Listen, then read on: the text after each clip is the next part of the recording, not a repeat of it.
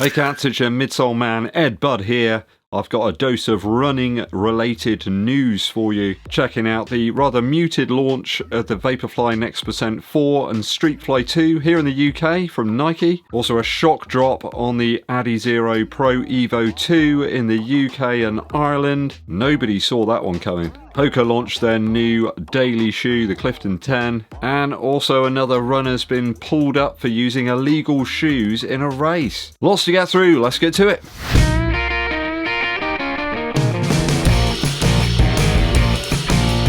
Thanks for joining me on the channel, people. Always appreciated. Just hit 60,000 subscribers thanks to all of you that are subscribed to the channel, but there's lots more of you that are watching that haven't yet. Please do subscribe and hit that like button. Also comment as well to tell us what you think of today's running news. Danke schön. So the Vaporfly Next% 4 and the Streetfly 2 launched over here in the UK finally. As of Monday morning when I wrote this script, there were pretty much all of the sizes available for both colourways on both shoes. They're just sat there on the Nike website right now. The two colourways are the bright crimson, mint foam, cave purple and lime blast, and the ghost Persian violet, football grey and blue void. All available in pretty much all men's sizes right now. Full size runs, no sizes sold out at all. I think that sends a very clear message that the hype on the Vaporfly series at least has diminished a little bit. It's not like it used to be back in 2018. Trying to get a pair of the Vaporfly 4% was pretty much impossible. They would sell out instantly on release, and yeah, moments like that where you had to get in at 8 AM launch or you would be completely out of luck are gone by the looks of it. Streetfly 2 as well, a few people have picked that one up. I did watch Tim Gross's video on that shoe. Did seem like it was working pretty well for him, but I think everybody is seeing some very early wear across the sort of exposed foam in that shoe. Does seem to be a track shoe for me. I really don't see that anyone's going to be using this on road 10Ks, especially when you consider the absolutely appalling condition of roads here in the UK. They're mainly just made up of grit, stones and nails, and I'm not kidding there. So yeah, I'm not sure I'm going to bother picking up a pair of the Streetfly 2. It just doesn't really seem like something that I need right now. Adidas did a shock drop of their Adizero Pro Evo 2. I wasn't expecting that one. It appeared this morning, so this is like Tuesday the 15th of April, early on, around about 8 AM. A shock drop there of that brand new shoe. No fanfare, completely unannounced. Looked like there were only a few actual pairs of each size. At this point I don't have 450 quid though spare, so I didn't bother picking them up. There's talk there that there's additional foam in the forefoot area of the shoe and they've adjusted the rocker there. I think it's like a 70% rocker. Maybe it just starts that sort of forefoot curve a little bit earlier than before. That could be very beneficial for you, but I'm not going to drop 450 big ones to find out. Key difference here is that we've still got the same foam compound. I don't get any reports that it's changed. More that they've just added to the name with the Evo brand there, perhaps to help differentiate between the standard Light Strike Pro found in the Adizero Evo SL and like the Adios Pro 3, and then the new material that we've got in the Adios Pro 4 and that piece that's in the forefoot of the Prime X2. The outsole has even less of that liquid rubber up front, and the upper doesn't look all that different to the previous iteration. I'm sure Adidas perhaps crank the price up down the line, try and cover those tariffs and things. I remember people trying to say that this shoe had extremely expensive development, resource intensive procedures and stuff. It's still some laces, some upper material, packing foam and rubber at the end of the day. If you want to drop 450 on that and you can, then good for you. I'm sure it's a great shoe, but I've yet to meet a single soul who's worn the first one, mainly due to the price. That said, lots of people are already winning some races in this new version of the Pro Evo, so it can't be all that far off another limited release, I suppose. I think there's even like a slated release or like a re-release for the Pro Evo 1 in June here in the UK, so it's all a bit weird really. I think this is probably one of those releases where they have to put it out to say it's available to the public when it really isn't. Hoka set to launch a classic follow-up to their famous shoe, the Clifton, not related to the suspension bridge, apparently. Clifton 10 has an increased stack in the heel, the typical 8mm drop, and a sample weight of 278 grams. So it looks like Hoka lifting up to like 40mm as per pretty much all the daily shoes right now. Little's changed here in terms of the setup. A knit upper across the foot, a CM EVA midsole, which basically just means it's compression molded. So it's going to be Clifton-like, and if you like that and that's your bag, then great. Though a daily use shoe, now a bit more expensive than most, 140 quid for a Clifton. You can see why people love those Puma offerings like the Velocity Nitro 3, and even that Adizero Evo SL as well. The Float Ride Energy suit from Reebok, I mean, they were value winners, weren't they? Cheapest chips offerings there, and you just get a bit more from that, I think. Either way, it looks like these release very soon. May even be out today, in fact. Pre-orders were available recently on the Hoka site, but I think they might have finally launched. Finally, Asics have released that mythical S4 Plus, the Yogiri. It's now available, complete with a tailored midsole setup. Seems to be a bit closer to the Metaspeed Edge Paris rather than the Sky Paris.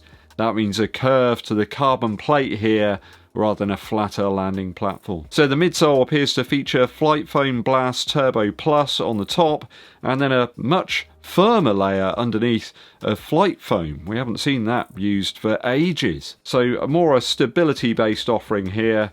Asics aiming the shoe at those after a 4-hour marathon, perhaps with more reliance on a heel strike rather than a mid to forefoot strike. Been a while since a flight foam shoe was out there, a more responsive, denser foam, and that does mean the S4s are a little bit heavier than some of the other race shoes in the Asics lineup. This one's coming in around 8.1 ounces or 229 grams for the sample size. So still pretty light, okay, but not something like the Vaporfly X% 4 or Asics' own Metaspeed Sky Paris. There is a little bit more rubber back here in the heel section to add a bit more grip and protection to things. The S4 is also cheaper than the flagship Asics Metaspeed series. I think there's a UK retail price here of about 185 quid. That's Earth credits to you guys, or you know, even pounds if you want to use that. Not sure they're worth much these days. Last bit of news for you in today's programme. I was interested to see that there was another runner who's been disqualified for using illegal shoes. Though this time they're not like the Prime X or like Puma's bonkers Fast RB. This time they were using some Hoka SkywardX's.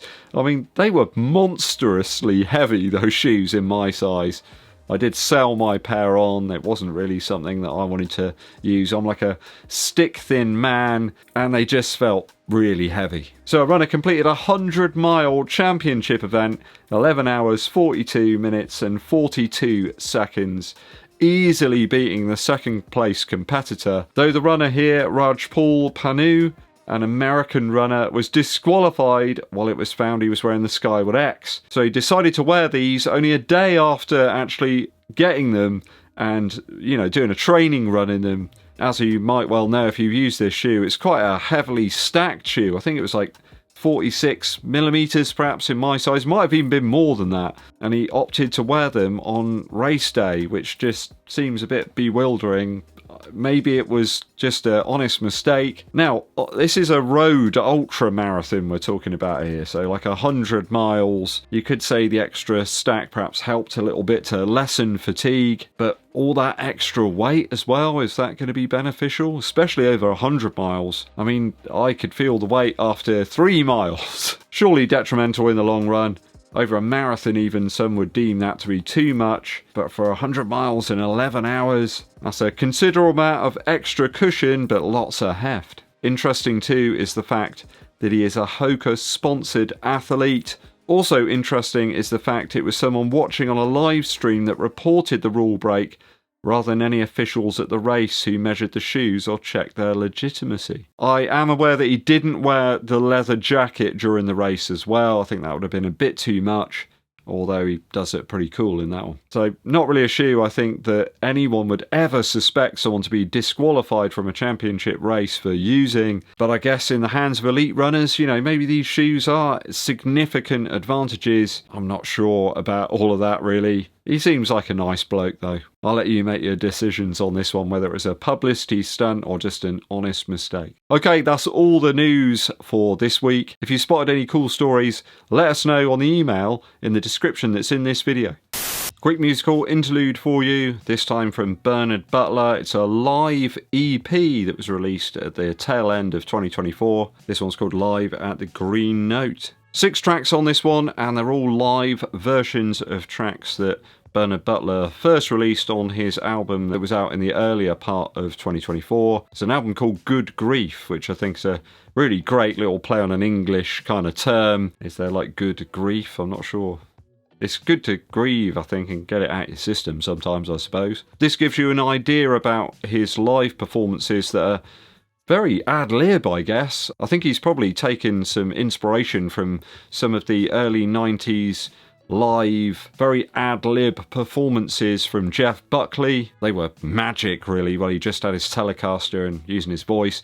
Here, Bernard Butler's doing a similar thing, although I would suggest Bernard's a much better guitar player than Jeff Buckley was. Beautiful, raw, electric guitar sounds here. Bernard using some sparing effects, really, but he's just such an emotive player. Every single track's always exciting, and by all accounts, he never plays the songs exactly the same way each time at each show. I'm very excited to go back to see Bernard Butler live in May, so this one's kind of got me in the mood, really, ready for that performance. I've got the front centre seat. I was in there, like the earliest I could to get a ticket, and it's only down the road in Dorchester as well, so it's right on my doorstep, like 18 miles away or something. It's brilliant. Go and check these tracks out, guys. Anything really from Bernard Butler's recent output. Thanks for tuning in. Hope you enjoyed the running news. Hit that subscribe button. Also give this video a thumbs up, like, and drop us a comment as well to help with that YouTube algorithm. My name's EDDBUD, and I'll be seeing you